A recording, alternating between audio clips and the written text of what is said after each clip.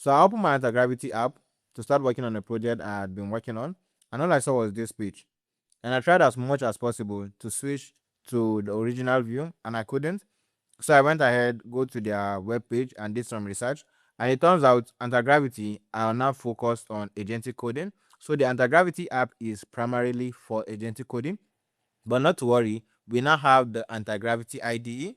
So all you have to do is to go ahead and download that IDE separately.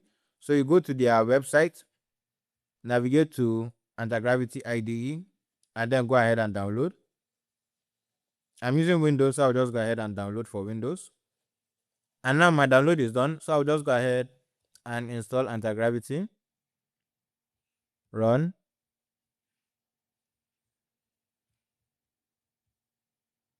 Next, install.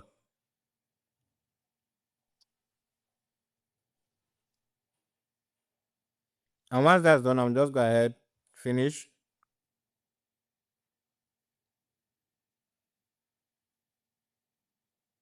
And then boom, we are back, baby. Subscribe for more.